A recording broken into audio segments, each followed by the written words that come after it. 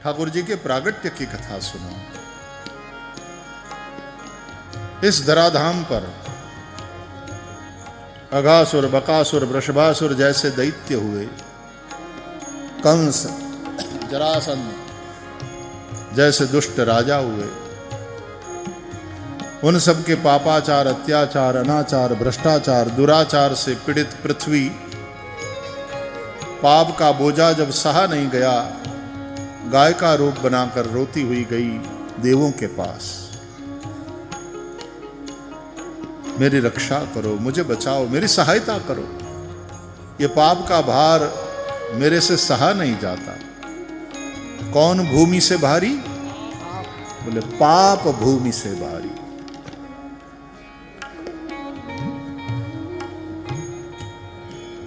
देवताओं ने कहा, हे पृथ्वी, हम भी तेरी भांति दुखी है। भोगवाद बढ़ा है, धर्म से लोग विमुख हो रहे हैं, सज्जन दुखी हो रहे हैं, गुंडे धनवान और सत्ता का प्रभाव रख रहे हैं, यज्ञ याग आदि सब बंद है, हमें भी खुराक नहीं मिल रही है, हम भी कृषकाय हो रहे हैं।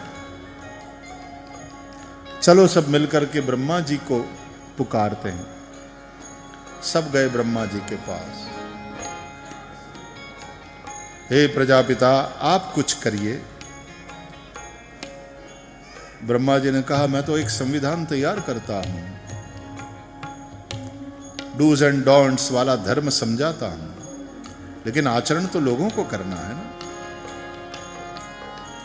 ना करे तो उन्हें दंड देने वाली एजेंसी है यम राजा की।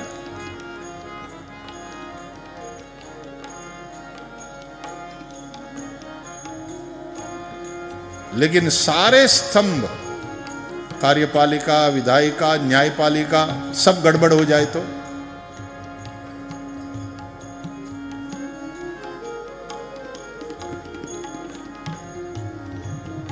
भगवान शंकर तो तैयार थे, बोले मिटा दूं, खोलूं तीसरा लोचन, कोई यदि ना सुधरने का नाम ले, जलाकर भस्म। नहीं नहीं नहीं भगवान, ऐसा नहीं करना, ये तो एक्सट्रीम बात हो जाएगी, और वो अभी समय नहीं आया है प्रलय का, क्या किया जाए। बोले सब मिलकर के चलो भगवान नारायण के पास। सभी गए क्षीर सागर, जहां शेष शैया में भगवान नारायण पोढ़े हैं। तत्र गत्वा जगन्नाथम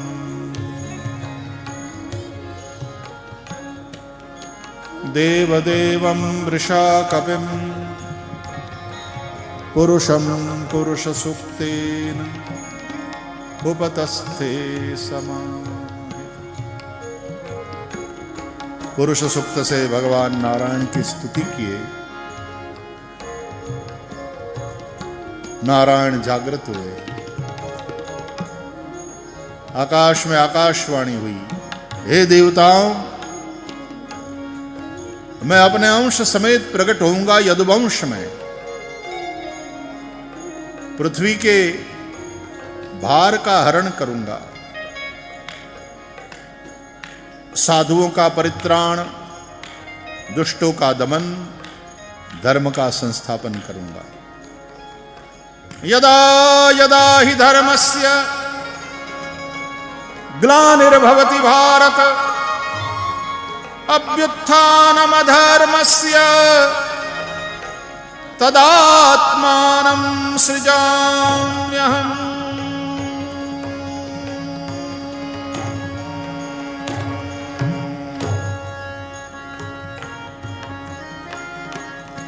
परित्राणाय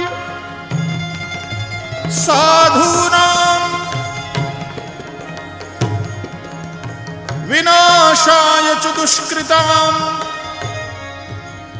धर्म संस्थापनार्थाय संभवामि युगे युगे, संभवामि युगे युगे, संभवामि युगे युगे।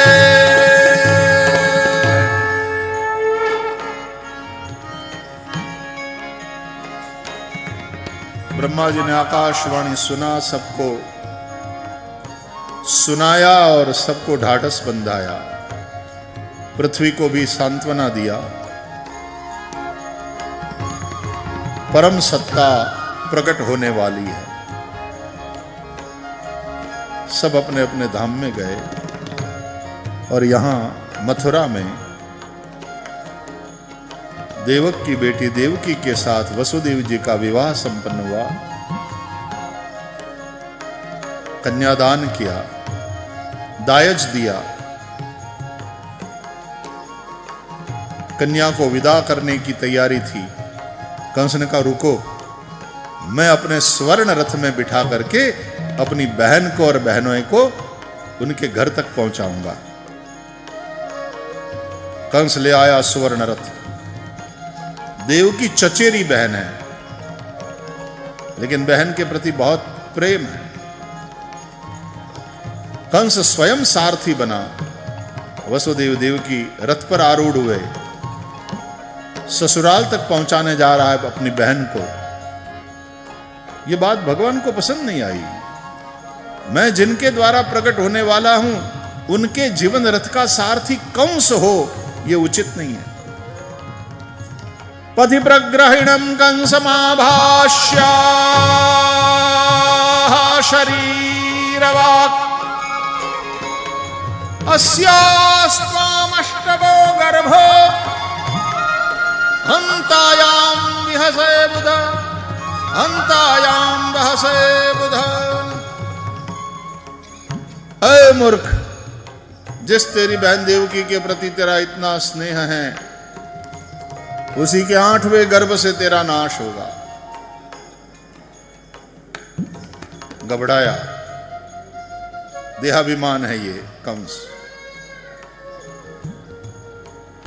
मृत्यु से कौन नहीं डरता। सोचा देवकी के 8वें संतान से मेरा नाश।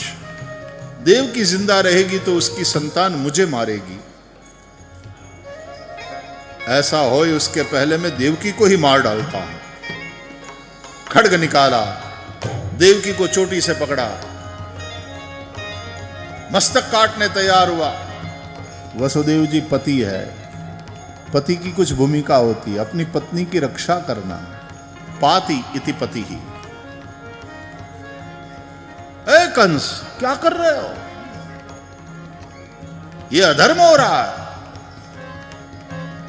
तुम्हारे परिवार की जिस कन्या का तुमने ब्राह्मणों, देवों और समाज की साक्षी में मुझे दान किया है, दान में दी हुई न वस्तु वापस ली जा सकती है, न मिटाया जा सकता है।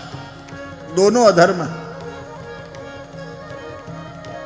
कंस ने कहा ठीक है, धर्म अधर्म की बात कर रहे हो वसुदेव, लेकिन इसके 8वें गर्भ से मेरा नाश है। आकाशवाणी ने बताया ये जिंदा रहेगी तो इसकी संतान मुझे मारेगी। अरे धर्मज्ञ, और तुम्हारे जैसा वीर ऐसे डर जाए, ये ठीक नहीं। देवकी से तो तुम्हारी मृत्यु नहीं है ना, देवकी की संतान से। सुनो, मैं तुम्हें वचन देता हूं, देवकी से होने वाली संतान मैं तुम्हें सौंप दूंगा। लेकिन यदि तुम इसको मारोगे, भगिनी हत्या करोगे, पाप भी लगेगा और समाज में तुम्हारी बदनामी भी होगी। देहाभिमानी बदनामी से भी बहुत डरते हैं।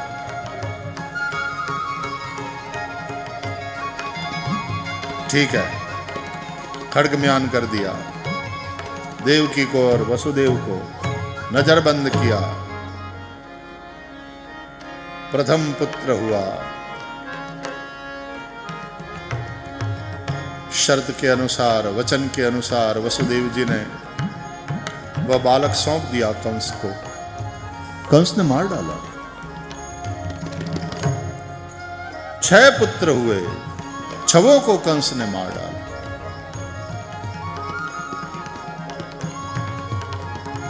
अब भगवान ने सोचा चलने की तैयारी करें। शेष नारायण बोले अब बाद में, पहले मैं।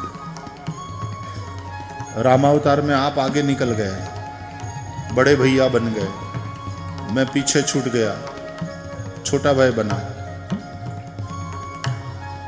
जल्दी जल्दी में आया तो आप एक माँ से प्रकट हुए, मैं दूसरी माँ से प्रकट हुआ, लेकिन भाई बना छोटा। वनवास हुआ, मैं रोक नहीं पाया, चुपचाप आपके पीछे पीछे चला आया। अब की बार वनवास नहीं, वन में रास। अब के हम बड़े भाई बनेंगे, आप थोड़ी देर रुकिए। तो शेष नारायण मां देवकी के गर्भ में 7वीं संतान के रूप में पधारे। भगवान ने अपनी योग माया को बुलाया, आज्ञा किया, तद अनुसार योग माया ने देवकी मां के गर्भ से शेष का संकर्षण करके और रोहिणी जी के उदर में प्रस्थापित किया। रोहिणी जी भी वसुदेव जी की पत्नी है।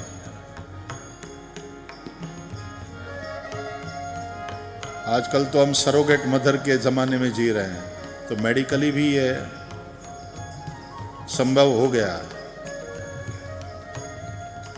यहां देवकी मां को 7वें गर्भ का प्रसव नहीं हुआ और वहां नंद बाबा के गोकुल में रह रही थी वसुदेव जी की पत्नी रोहिणी। रोहिणी जी के उदर से बोलिए दाऊ जी महाराज की जय।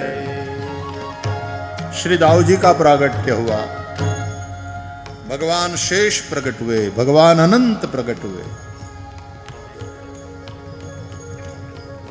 अब तो लोगों के कहने से कंस ने वसुदेव देवकी को कारागार में बंद कर दिया, क्योंकि अब जो आएगा सो 8वां, जिससे मेरी मृत्यु है।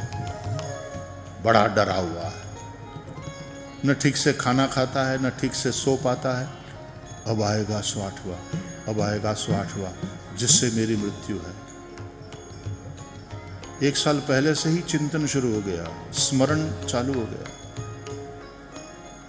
तो 1 साल ये और कृष्ण प्रागट्य के बाद 11 साल और, तो 12 साल लगातार चिंतन किया अपनी मृत्यु का। कोई भी साधना 12 साल करो तो सिद्धि मिलती है, तो हुई मृत्यु और श्री कृष्ण से हुई। भय से भजा है 12 साल भगवान को।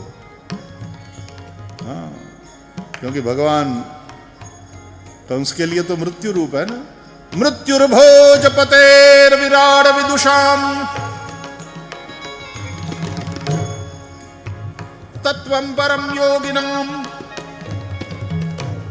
वृष्णीनाम परदेवतेति विदितो रंगम गतस्साग्रज। आगे चलकर 10वें स्कंद में ये श्लोक है।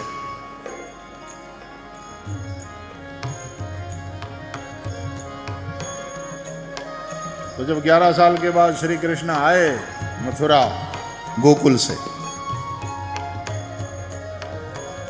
तो सभी ने भगवान श्री कृष्ण का अलग अलग रूप में दर्शन किया।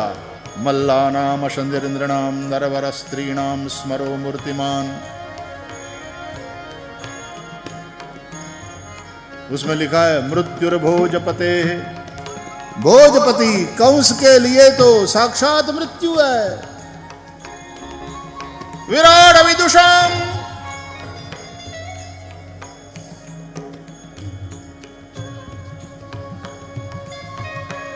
तो मृत्युरूप परमात्मा कालोस्मि लोकक्षय कृत प्रवृद्ध।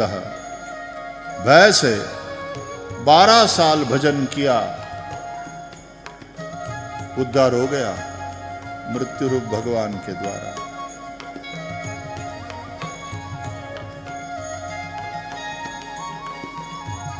वसुदेव और देवकी कारागार में बंद है, प्रसन्न है कि भजन के लिए बढ़िया वाली जगह है, एकांत है, न तो कहीं जाना न कोई को मिलने आना। भगवान का भक्त वो है जो हर परिस्थिति को भगवान का कृपा प्रसादी मानता है। और उसका सदुपयोग करता। प्राप्त परिस्थिति का सदुपयोग और अप्राप्त परिस्थिति का चिंतन छोड़ना, यह भक्त की पहचान है। दोनों कारागार में भजन कर रहे हैं। समय आया,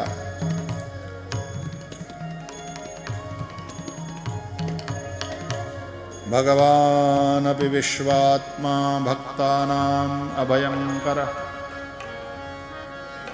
आविवेशांश भागेन मननानकदुन्दुभे।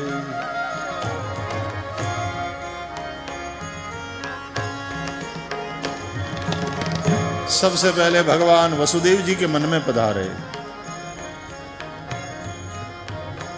मानो साक्षात सूर्य नारायण कारागार में पधारे हों, ऐसे तेजोमय हो गए वसुदेव। एक नूर उतर आया। देखा देवकी ने, अपने पति का दर्शन किया।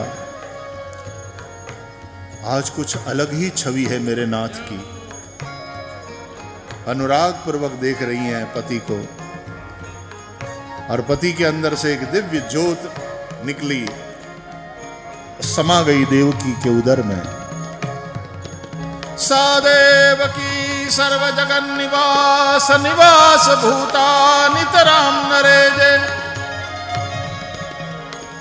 भोजेन्द्र गेहेग्नि शिखे वरुद्धा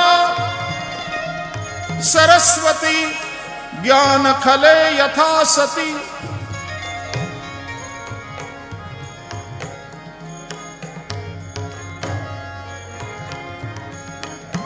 ब्रह्मादि देवता आए, गर्भ में पधारे हुए भगवान की स्तुति करने लगे। सत्यव्रतम सत्यपरम त्रिसत्यम सत्यस्य योनिम निहितं च सत्ये सत्यस्य सत्यमृत सत्यनेत्रम सत्यात्मकं त्वां शरणं प्रपन्ना।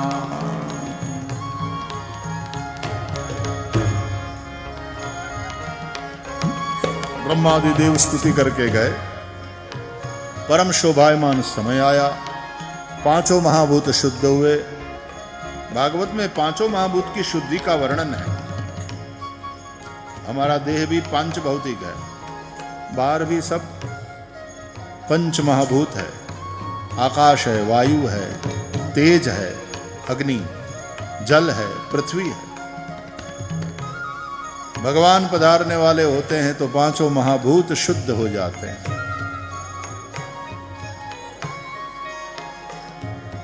भादों कृष्ण अष्टमी, मध्यरात्रि का समय, निशीथ बेला, और तब मथुरा के कारागार में एक दिव्य प्रकाश प्रकट हुआ। तमद्भुतं बालकमं भुजेक्षणं चतुर्भुजं शंख गदार्युधायुधं श्रीवत्सलक्ष्मं गलशोभिकौस्तुभं पीतांबरं सान्द्रपयोदसौभगम्।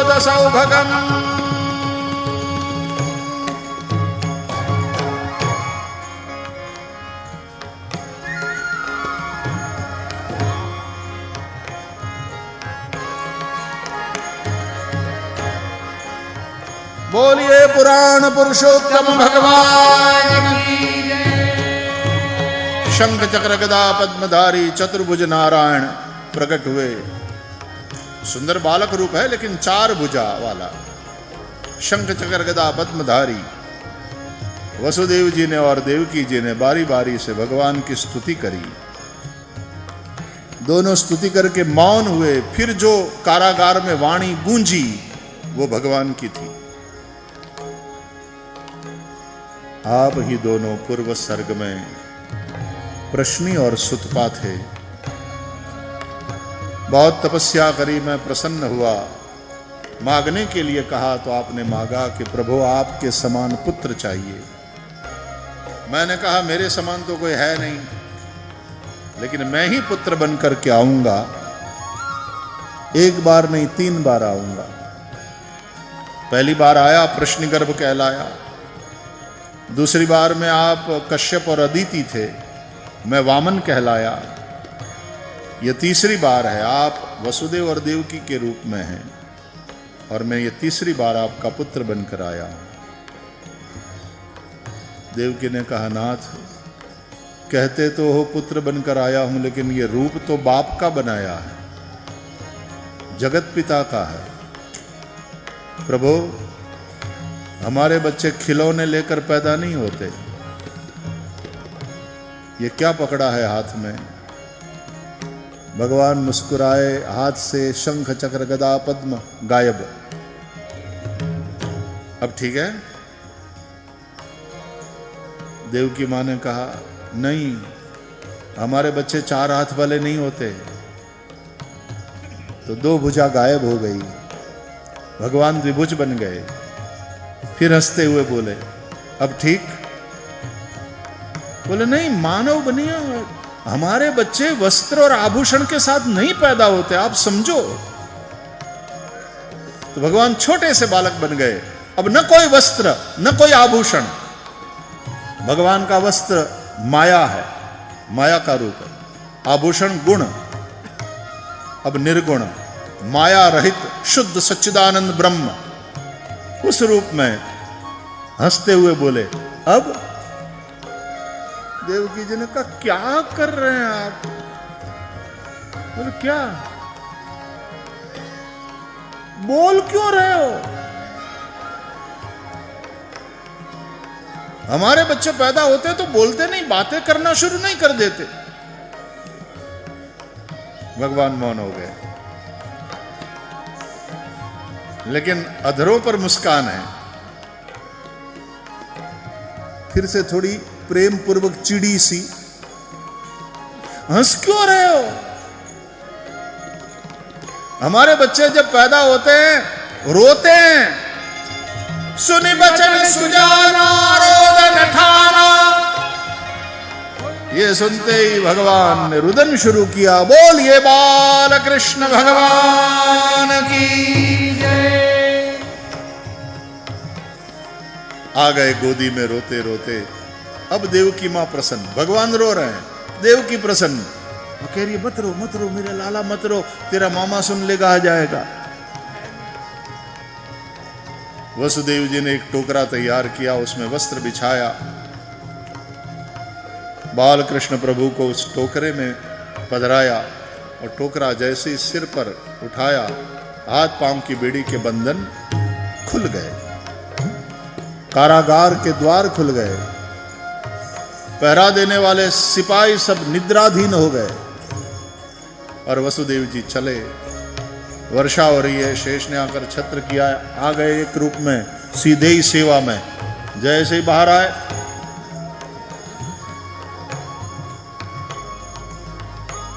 बिजुरी चमक रही है, उसमें रास्ता खोजते हुए वसुदेव जी टोकरे में ठाकुर जी को लेकर के यमुना जी की ओर, यमुना में बाढ़ आई है, प्रवेश किया यमुना में, गोकुल पहुंचना है, उस पार पहुंचना है।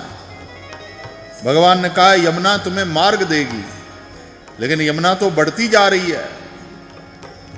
अरे मुझे अपने लाला के साथ बहा ले जाएगी। कहा, यमुना पागल हो गई हो? लेकिन यमुना कैसे जाने दे, उसके पिया जो घर आए हैं, पिया के पाद पद्मों का जब तक स्पर्श न कर लें। ठाकुर जी ने टोकरे से अपने चरण को बाहर निकाला। श्री कृष्ण तुरीय प्रिया यमुना जी ने पाद पद्मों का स्पर्श किया, प्रसन्न हुई, शांत हो गई।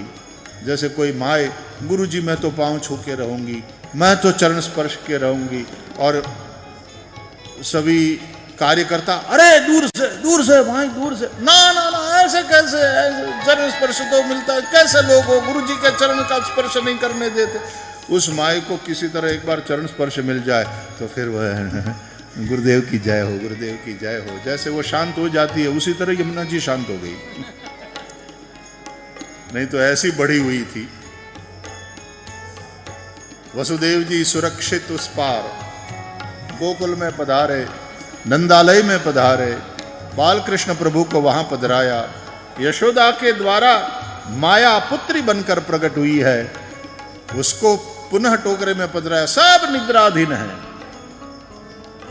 और तब माया को लेकर जैसे गए थे वापस लौट आए। मथुरा के कारागार में आते ही द्वार बंद हो गए। माया पुत्री को देवकी की गोदी में पधराया। माया पुत्री रोने लगी। वहां माया ने चद्दर खींच ली जैसे, तो सारे पहरा देने वाले सिपाही जाग गए। शिशुरुदन की आवाज सुनी, अरे जाओ जाकर कोई महाराज कंस से बताओ कि देवकी को 8वें पुत्र का संतान का प्रसव हो चुका है। कंस आया, द्वार खोला गया। देवकी, वसुदेव, कहां है मेरी मौत, कहां है मेरा काल? देवकी ने कहा, भैया ये तो पुत्री है, ये तुम्हारा क्या बिगाड़ेगी? तुमने मेरे सभी पुत्रों को मार डाला, इस कन्या को तो जीवित रहने दो। सुनकर आश्चर्य तो हुआ कंस को, फिर सोचा देवकी का 8वां संतान। पग पकड़ करके खींच लिया, घुमाया, दे मारा पत्थर की दीवार पे, लेकिन छूट गई हाथ से, गायब हो गई। कंस कुछ समझता कि क्या हुआ, कहां गई, कहां गई।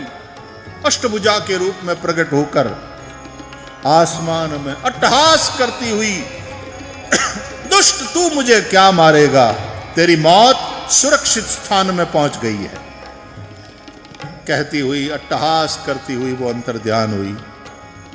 और कंस ने ये देखा और ये सुना।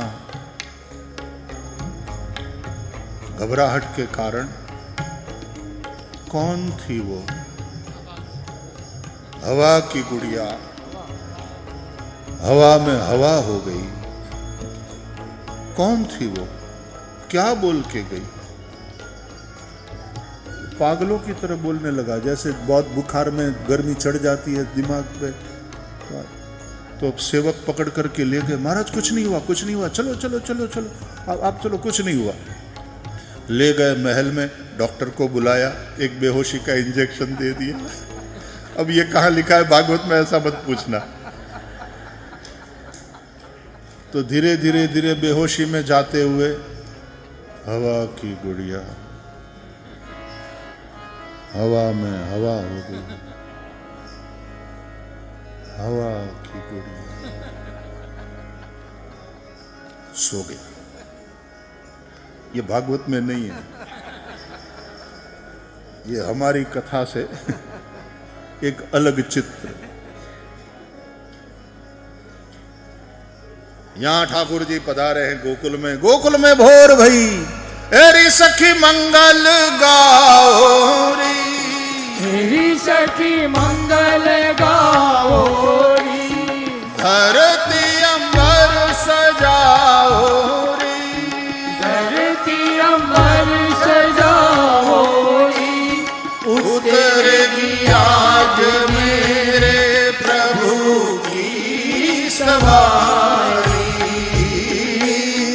उतरेगी आज मेरे प्रभु की सवारी। तेरी कोई काजल लाओ री, मोहे काला टीका लगाओ री, तेरी कोई काजल लाओ री, मुझे काला टीका लगाओ री, उनकी जब से दिखूं मैं तो प्यारी, उनकी छब से दिखूं मैं तो प्यारी।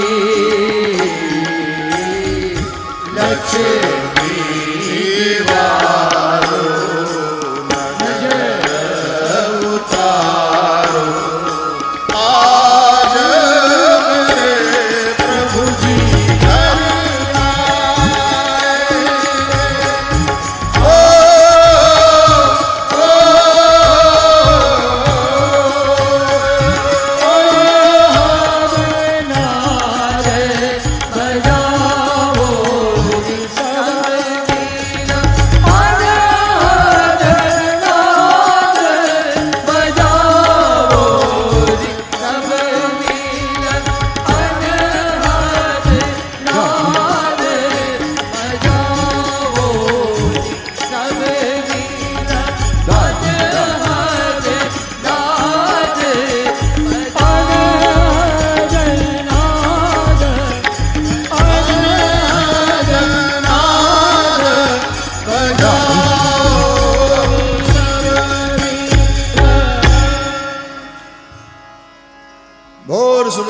शीतल बंद सुगंधी हवा चल रही है और श्याम सुंदर ने, ठाकुर जी ने रुदन शुरू किया। नंद बाबा की चार दीवारी ने शिशु रुदन सुना। माँ यशोदा जी जाग गई, सावरे सलों ने शिशु को देखा। बाल कृष्ण प्रभु को अपनी गोदी में भर लिया। रोमांच हो आया, आनंद आती रेख में कुछ बोल न पाई। सुन लिया सुनंदा ने ये रुदन। सुनंदा है नंद जी की बहन। भाभी को बच्चा होने वाला है तो घर के कामकाज में हाथ बटाने पिहर आई है। रुदन सुना तो चौंकी सुबह सुबह। अरे क्या मंगला हो रही है, वाह हवेली की मंगला। शिशु रुदन सुना ही रहा, लगता है वो शुभ घड़ी आ चुकी है। दौड़ कर आई, जैसे ही द्वार खुल गए, मंगला हो गई। बोलिए बाल कृष्ण लाल की जय। बाल कृष्ण प्रभु का दर्शन किया। भाभी ये क्या? बोले देख रही सुनंदा ठाकुर ने कृपा की, लालो भयो है। वहां से सुनते बधाई हो बधाई हो बधाई हो भैया बधाई हो। सुनो आपके यहाँ लालो भयो है। गौशाला में पहुंची, नंद बाबा का हाथ पकड़कर नाचने लगी। बधाई हो नंद बाबा, आपके लालो भयो है। नंद जी ने जब सुना तो अपने गले से मूल्यवान हार निकाल करके सुनंदा के गले में डाल दिया और सुनंदा अपने भैया के साथ फेर फदुरड़ी करने लगी गौशाला में। और दोनों नाचते, नंद के आनंद भयो, कन्हैया लाल के, नंद के आनंद भयो, कन्हैया लाल के, यशोदा को लाल भयो, कन्हैया लाल के, यशोदा को लाल भयो, कन्हैया लाल के, गोकुल में आनंद भयो, कन्हैया लाल के, गोकुल में आनंद भयो, कन्हैया लाल के, नंद के आनंद भयो, कन्हैया लाल के, नंद के आनंद भयो, कन्हैया लाल के, नंद के आनंद भयो, आज गोकुल में आनंद भयो, मैया यशोदा को लालो भयो, हे हाथी बिना घोड़ा बिना, हे जवान को हाथी घोड़ा, हे नंद के आनंद भयो, आज गोकुल में आनंद भयो, हे मैया यशोदा को लालो भयो, हे हाथी घोड़ा पालकी, जय हो नंदलाल की, हे हाथी घोड़ा पालकी, कन्हैया लाल की, हे नंद के आनंद भयो, कन्हैया लाल की, आज गोकुल में आनंद भयो, कन्हैया लाल की, मैया यशोदा को लालो भयो, कन्हैया लाल की, हे हाथी बिना घोड़ा बिना, और बिना पाल की, हे जवान को हाथी घोड़ा, धन को पाल की, हे नंद के आनंद भयो, कन्हैया लाल की, आज गोकुल में आनंद भयो, कन्हैया लाल की, मैया यशोदा को लालो भयो, कन्हैया लाल की, हे नंद के आनंद भयो, हे हाथी घोड़ा पालकी, जय हो नंदलाल की, हे नंद के आनंद भयो, कन्हैया लाल की, आज गोकुल में आनंद भयो, कन्हैया लाल मैया यशोदा को लालो भयो, हो नंदलाल की, आज गोकुल में आनंद भयो, कन्हैया लाल की, हे हाथी बिना घोड़ा बिना, और बिना पाल की, जवान को हाथी घोड़ा, धन को पाल की, हे नंद के आनंद भयो, जय कन्हैया लाल की, आज गोकुल में आनंद भयो, जय कन्हैया लाल की, मैया यशोदा को लालो भयो, जय कन्हैया लाल की, आज गोकुल में आनंद भयो, जय कन्हैया लाल की, आज गोकुल में आनंद भयो, कन्हैया लाल की, हे नंद के आनंद भयो, कन्हैया लाल की, आला रे आला, राम सखी संभाल दीजिए गोविंदा आला रे आला जरा संभाल आला, हे गोविंदा आला रे आला, जरा मट्टी संभाल दीजिए बाला, गोविंदा आला रे आला जरा मट्टी संभाल दीजिए बाला, हे मच गया शोर सारी नगरी में, सारी नगरी में, आया बीरज का बाका संभाल तेरी खगरी रे, आया बीरज का बाका संभाल तेरी खगरी हे रे, गोविंदा मच गया शोर सारी नगरी रे, सारी नगरी रे, आया धीरज का बाका संभाल तेरी गगरी रे, आया बीरज का बाका संभाल तेरी खगरी रे,